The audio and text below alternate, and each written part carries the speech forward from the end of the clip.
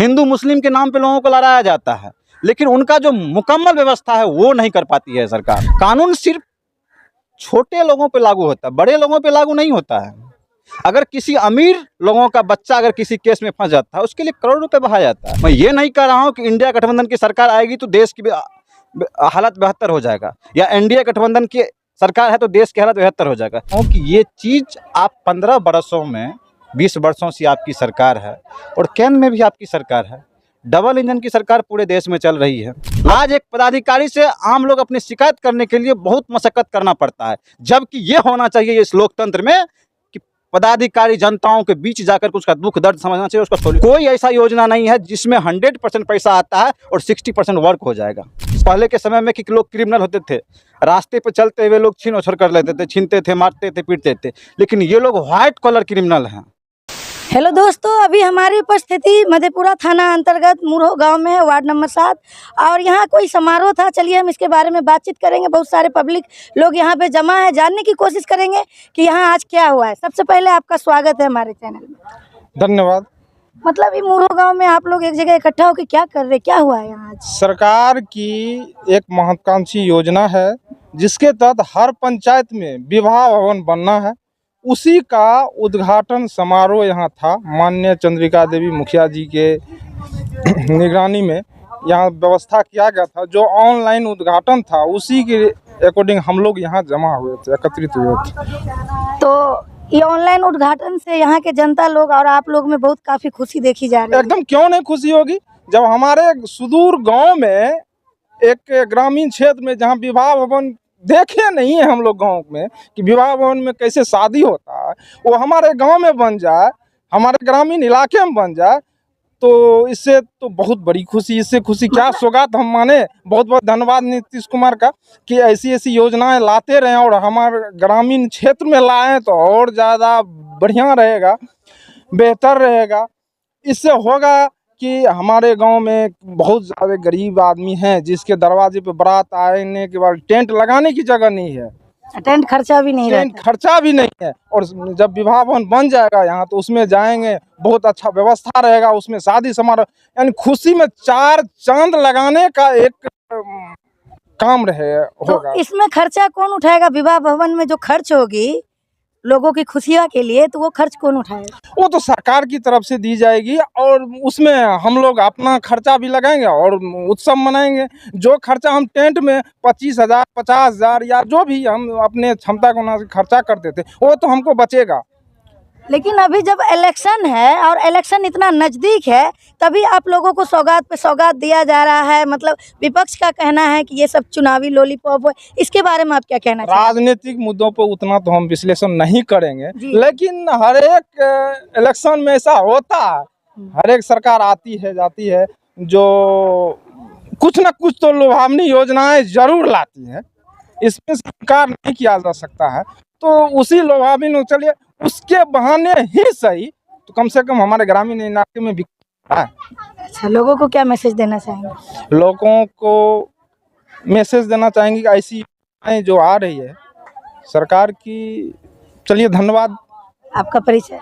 मेरा नाम प्रवीण कुमार, ग्राम post मुरहो, ward number 8 का निवासी हूँ। क्या नाम हुआ आपका? मेरा नाम सौरभ कुमार हुआ। ये इतना सारे पब्लिक लोग यहाँ पे क्यों इकट्ठा है?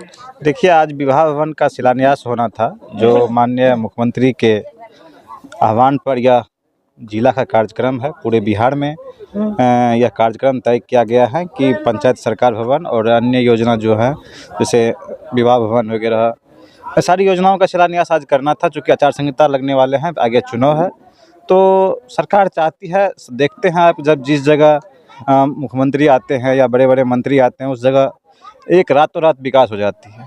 ठीक उसी प्रकार मुझे लगता है कि आगे चुनाव है, उसी को लेकर के कुछ ना कुछ सरकार ऐसा कर रही है कि जो समाज नहीं स्कीम ला रही है। हाँ, सरकार ऐसा कर रही है कि लोगों के समझ में यह आए कि सरकार कुछ काम कर रही है। सरकार अच्छी है, हाँ बिल्कुल, बदलनी नहीं बिल्कुल चाहिए। बिल्कुल।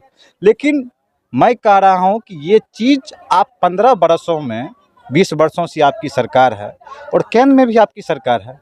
डबल इंजन की सरकार पूरे देश में चल रही है लगभग, और आप चोर दरवाजे से सरकार ही बनाते, इसमें कोई डाउट नहीं है। जनता सब जानती है, जनता मूर्ख अब नहीं रही है। आप एजुकेशन सिस्टम पे काम नहीं करते हो, आप हेल्थ सिस्टम पे काम नहीं करते हो। आपने मेडिकल कॉलेज तो दे दिया, लेकिन उसमें अच्छे नर्स नहीं है, अच्छी व्यवस्था नहीं है, एमआरआई नहीं है, सीटी स्कैन नहीं होता है, वहाँ पे डॉक्टर अच्छे नहीं हैं, और सारे के सारे जो डॉक्टर हैं वो अपना प्राइवेट क्लिनिक चलाते हैं। अब आप तय कर लीजिए माननीय मुख्यमंत्री महोदय जी, आप मेडिकल कॉलेज जितना पैसा लागत से बनाया, वो पैसा अपने पिताजी के घर से तो नहीं लाए थे आप इन्हीं देश के जनता के टैक्स के पैसे से लाए थे। लेकिन आज क्या हो रहा है, जो डॉक्टर उस जनता के टैक्स के पैसे से अपना पेट चला रहा है, वो अपना जाके प्राइवेट क्लिनिक चला रहा है। फिर कैसे ये सुनिश्चित हो पाएगा कि जनता का इलाज मुकम्मल हो पाएगा? आज जाकर के देखिए, मुढ़ो में पीएससी है और बगल में ही बीपी मंडल के गांव हैं, वहाँ पे सारे मंत्री साल में एक बार आना जरूर सुनिश्चित होता है। लेकिन वहाँ की पीएससी की दुर्दशा यह है जिसकी हम लोग कल्पना नहीं कर सकते हैं। लाखों करोड़ों रुपए की दवा आती है, वहाँ के मैनेजर और सीएस और अन्य डॉक्टर जो वहाँ पे रहते हैं, सब एक दूसरे में मिल बैठ के खा जाते हैं। वहाँ कोई व्यवस्था नहीं है। अभी आप चले जाइए, आप देखिएगा, जो डॉक्टर का ड्यूटी होगा डॉक्टर वहाँ उपस्थित नहीं होगा। रात को इमरजेंसी में कोई डॉक्टर नहीं रहते हैं, समय से कोई डॉक्टर नहीं आता है, ना कोई बेहतर व्यवस्था वहाँ पे है, किसी भी चीज़ का नहीं है। यानी आप ये कहना चाहते हैं कि गरीब जनता और गरीब हो रही है और गरीब जनता की जान जा रही है। देखिए, बिल्कुल जिस लोकतंत्र की कल्पना हमारे जो अंग्रेजों से लड़के आज़ादी दिलाने में किया था हमारे क्रांतिकारी साथियों ने, जैसे भगत सिंह, अशफाक उल्लाह खां, चंद्रशेखर आज़ाद, सुभाष चंद्र बोस, बहुत सारे हमारे सैकड़ों क्रांतिकारी साथी थे। उन्होंने इस देश की कल्पना नहीं की थी कि जहाँ नेताओं की भ्रष्टाचार के आलम में जनता दब के रह जाए। आज जनता के आम लोगों में कोई खास परिवर्तन नहीं है, कोई परिवर्तन नहीं है। जो आज़ादी से पहले अंग्रेजों के समय में था, वही हाल आज इस राज्य में, इस प्रदेश में, इन नेताओं के चक्कर में जनताओं का है। इसमें कोई दुमत नहीं है। मैं ये नहीं कह रहा हूँ कि इंडिया गठबंधन की सरकार आएगी तो देश की हालत बेहतर हो जाएगा, या एनडीए गठबंधन की सरकार है तो देश की हालत बेहतर हो जाएगा। बिल्कुल नहीं। ये सारे के सारे नेता जो सिस्टम बनाया गया कॉर्पोरेट लोगों का, ब्यूरोक्रेट्स का, आप जाके देखिए, एक थाना में जाइएगा ना अपना आवेदन देने के लिए, तो वहाँ पे इस तरीके का व्यवहार किया जाता है जनताओं के साथ, लगता है कि जनता एक दोषी है, जबकि यह कल्पना कभी नहीं। मतलब एक कारपीट है, एक क्रिमिनल हो जाता है। ये ब्यूरोक्रेट्स जो है ना, ये देश के जो है ना, क्या कहते हैं, हम लोग कहते थे कि पहले के समय में कि लोग क्रिमिनल होते थे, रास्ते पे चलते हुए लोग छीन उछल कर लेते थे, छीनते थे, मारते थे, पीटते थे। लेकिन ये लोग व्हाइट कॉलर क्रिमिनल हैं, मतलब ये लोग कलम का क्रिमिनल हैं, और इतना लूट मचा हुआ है पूरे प्रदेश, पूरे देश में, जिसकी कल्पना ना हम कभी किए थे ना कर सकते हैं। आप क्या कहना चाहते हैं कि प्रोफेशनल किलर है? बिल्कुल। ये जितना यूपीएससी बीपीएससी क्रैक करके लोग आते हैं, जाके देखिए आप डीएम के ऑफिस में, सारा का सारा लोगों का पीछे बंधा हुआ है। कोई ऐसा योजना नहीं है जिसमें 100% पैसा आता है और 60% वर्क हो जाएगा। सवाल पैदा नहीं होता है। आप तो भ्रष्टाचारी के बारे में बात कर रहे हैं। बिल्कुल, आप जाके देखिए ना, अंचलाधिकारी महोदय, एक गरीब से गरीब मजदूर अगर 10 धुर जमीन लेता है ना, अगर उसको जमीन खरीदने में 2 लाख रुपया लगा है, तो वो सीओ बोलती है 20,000 रुपया दी तब आपका दाखिल खारिज होगा। ऐसा बोला जाता है? बिल्कुल, ये कहीं छुपी हुई नहीं। आप जाके जनताओं में पूछिए ना, मैं ये नहीं, मैं राजनीतिक प्लेटफॉर्म पे नहीं बता रहा हूँ। आप जाके जनताओं के बीच देखिए कि यह हकीकत जो मैं बोल रहा हूँ वह सही है कि नहीं है। आज एक पदाधिकारी से आम लोग अपनी शिकायत करने के लिए बहुत मशक्कत करना पड़ता है, जबकि ये होना चाहिए इस लोकतंत्र में कि पदाधिकारी जनताओं के बीच जाकर के उसका दुख दर्द समझना चाहिए, उसका सॉल्यूशन करना चाहिए ऑन द स्पॉट, जबकि ऐसा कुछ भी नहीं है, कतई नहीं है। आज लोग शमशान के लिए मर रहे हैं भाई, उसको अपनी नाश को जलाने के लिए, दफनाने के लिए जगह नहीं है। ये स्थिति आलम है प्रदेश का। यह कल्पना कभी नहीं किया था हमारे अंग्रेजों को भगाने के बाद। भगत सिंह ये कल्पना कभी नहीं किया था। देश वही चंद मुट्ठी भर लोगों ब्यूरोक्रेट्स के हाथ में है जो ये देश चला रहा है। आम जनता, आम लोगों के जीवन में कोई परिवर्तन नहीं होने वाला है, चाहे कोई भी सरकार आ जाए। परिवर्तन तब ही हो पाएगा जब आपका बच्चा शिक्षित होगा, शिक्षा अच्छी मिलेगी, रोजगार अच्छा मिलेगा, तब जाकर आपका परिवर्तन हो सकता है। बाकी कुछ नहीं होने वाला है। ये संविधान बाबा साहब भीमराव अंबेडकर इसलिए बनाया था, इस संविधान से हमारे जो पिछड़े वर्ग के लोग हैं, जो समानताएं नहीं हैं, जो एक संविधान मुकम्मल होता है वो आज तक लागू ही नहीं होता है। कानून सिर्फ छोटे लोगों पे लागू होता है, बड़े लोगों पे लागू नहीं होता है। अगर किसी अमीर लोगों का बच्चा अगर किसी केस में फंस जाता है, उसके लिए करोड़ रुपए बहाया जाता है, उसको ऐश मौज की जिंदगी जेल में भी कटता है। लेकिन सिर्फ और सिर्फ कानून लागू होता है गरीब लोगों के लिए, अमीर लोगों के लिए नहीं होता है। संविधान में तो ये लिखा हुआ है कि सबके लिए बराबर है। बिल्कुल लिखा हुआ, जो कल्पना किए थे संविधान लिखने वक्त, वो बिल्कुल अपने समझ से किए थे। लेकिन अभी के वर्तमान दौर में जो सरकार है, जो नीतियां हैं, जो व्यवस्थित, आपने देखा कि दिल्ली के अंदर जो किसानों को किस तरीके से सालों सालों भर जो है उसको आंदोलन करना पड़ा। अब सरकार जनता का मतलब होता है जनता के द्वारा चुनी हुई सरकार, लेकिन यहाँ क्या हो रहा है, यहाँ जाति मजहब आपस में बांट करके, विभेद करके, टुकड़ा टुकड़ा खंडन कर दिया गया है। हिंदू मुस्लिम के नाम पे लोगों को लड़ाया जाता है, लेकिन उनका जो मुकम्मल व्यवस्था है वो नहीं कर पाती है सरकार।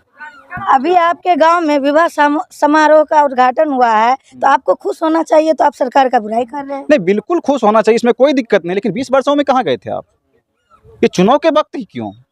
मैं कहता हूँ ये तुम्हारे अपने बाप के पैसे से नहीं देते हो, ये हमारी पैसी है, ये हमें मिलनी चाहिए। हमें जो मूलभूत सुविधाएं हैं हमें मिलनी चाहिए, ये आपकी नहीं है, ये हमारी है। जीएसटी जो माफ कर दिए आप लोगों किस जीएसटी की बात करते हैं?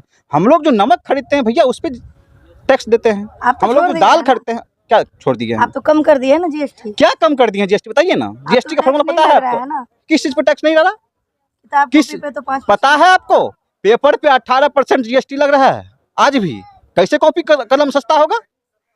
कैसे कलम सस्ता होगा? सरकार तो बोल रहे हैं अभी कि किस बहुत चीज राहत पे आपने मिला है। टैक्स कम किया है? अडानी अंबानी पे। आपने देखा भागलपुर में 1 रुपया के दर से सैकड़ों बीघा जमीन अडानी को दे दिया।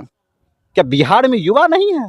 बिहार में रोजगार करने की स्थिति नहीं है युवाओं की? क्यों नहीं आप उसको पूंजी देते हैं? उस जमीन पर सरकार को क्या बनाना चाहिए था? वही चीज, बिहार के लोगों को, जो बिहार की जमीन है, यहाँ के लोगों को इंफ्रास्ट्रक्चर मजबूत करना चाहिए था। यहाँ के जो बिजनेसमैन लोग हैं उनको वो जगह देना चाहिए था। जमीन खाली थी तो दे दिया, और जमीन का क्या नहीं, काम? जमीन का ही तो सबसे बड़ा पूंजी है, पैसा कुछ भी नहीं है। पैसा तो सब आपके लोग हिसाब से सरकार को उस जमीन पे क्या बनाना चाहिए? बिहार के युवाओं को रोजगार देना चाहिए। बिहार के युवाओं को कहना चाहिए कि यहाँ पे फैक्ट्री तुम खड़ा करो, तुम्हें जो इन्वेस्टमेंट की जरूरत है, जो चीज़ों की जरूरत है, हम तुम्हें देते हैं। तुम्हें जिस मुकम्मल ट्रेनिंग की जरूरत है, हम तुम्हें देते हैं। बिहार के बेहतर के लिए क्या हो सकता है वो बिहार के युवाओं को जिम्मेदारी देनी चाहिए। राम मंदिर जो बना के दिए हैं, नहीं, मंदिर मस्जिद में हम लोग नहीं फंसना चाहते हैं। तो सरकार बना के दिए हैं ना। अरे सरकार क्या अब अपने बाप के खर्च देती है? सरकार क्या, सरकार की जो डेली की पानी पीता है ना वो हमारे टैक्स के पैसे से पीता है। वो सरकार टैक्स नहीं भरती है। सरकार नाम की कोई चीज़ है क्या? यानी आपको सबसे पहले फैक्ट्री चाहिए, इंडस्ट्री चाहिए? नहीं, इंडस्ट्री नहीं, हर चीज़ चाहिए मुझे जो मूलभूत सुविधाएं हैं वो चाहिए। मुझे बाहरी लोग क्यों चाहिए? मुझे अडानी अंबानी क्यों चाहिए? मतलब अपने देश का आप क्या चाहते हैं कि देश के हर चीज़ों को चंद मुट्ठी भर लोगों के हाथों में सौंप दें, जो उसके चलते पूरा देश चलेगा? ठीक है। वो जहाँ चाहेंगे वहाँ सरकार को चलाएंगी। आप आम जनता को क्या संदेश देना चाहते हैं? हम यही संदेश देना चाहते हैं कि आपके पास एक ही मात्र अधिकार है और वोट की अधिकार है। और वोट आप उसी व्यक्ति को दीजिए जो आपको लगे कि आपके समाज में बेहतर रूप से खड़ा हो पाएगा, जो आपके दुख दर्द, आपके तकलीफ को मजबूती से उठा पाएगा, जो आपके समस्या में हमेशा खड़ा रहेगा, वैसे लोगों को वोट दीजिए। क्या परिचय हुआ? मेरा नाम सौरभ कुमार है।